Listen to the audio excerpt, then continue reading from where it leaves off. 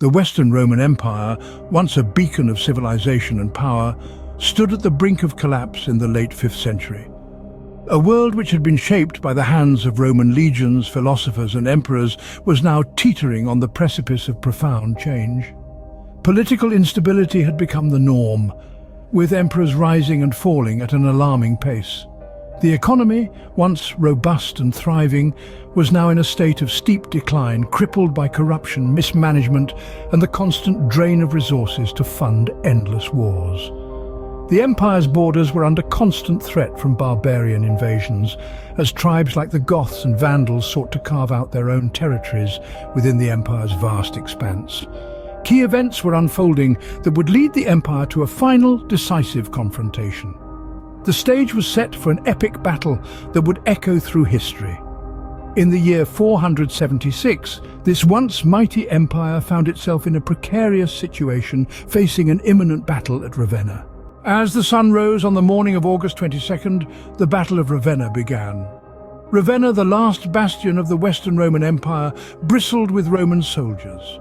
Their opponents, the Ostrogoths, a Germanic people, were poised on the outskirts of the city, ready to strike. The stage was set for a battle that would echo throughout history. The Roman forces, led by their brave commander, took their positions. They stood resolute, shields up, eyes steely with determination. Their strategy was simple: hold the line, protect the city, and keep the Ostrogoths at bay. The Ostrogoths, in contrast, had a different plan. They aimed to breach the Roman defences and overrun the city. Their leader, an imposing figure, rallied his troops, inspiring them with a fiery speech of victory and glory.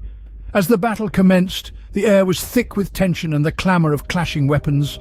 The Romans fought valiantly, their disciplined formations holding strong against the onslaught. Yet the Ostrogoths were relentless, their ferocity and numbers gradually wearing down the Roman resistance. Key moments defined the battle: the fall of the Roman commander, the breach of the city walls, the final desperate stand of the Roman soldiers. Each event seemed to bring the Romans closer to their inevitable defeat.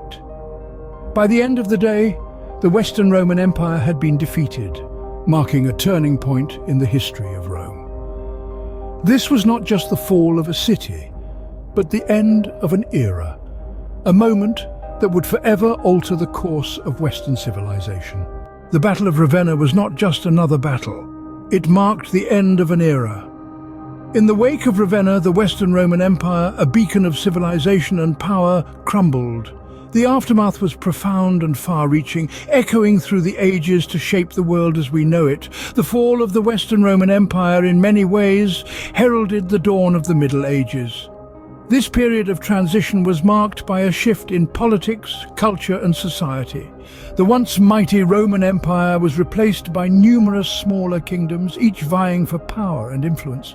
The political landscape of Europe was forever altered, setting the stage for many conflicts and alliances that would define the continent's history. Culturally, the fall of Rome led to a fusion of Roman, Germanic and Christian traditions, giving birth to a unique medieval culture. The Roman legacy was not forgotten, but rather it was adapted and transformed, shaping the Middle Ages in countless ways. Societally, the fall of Rome triggered changes in social hierarchies and economic systems. The feudal system emerged, defined by a rigid hierarchy and a predominantly agrarian economy. This shift had lasting effects, influencing the social and economic structures of Europe for centuries to come. And so, the sun set on the Western Roman Empire, but its legacy continues to shape our world.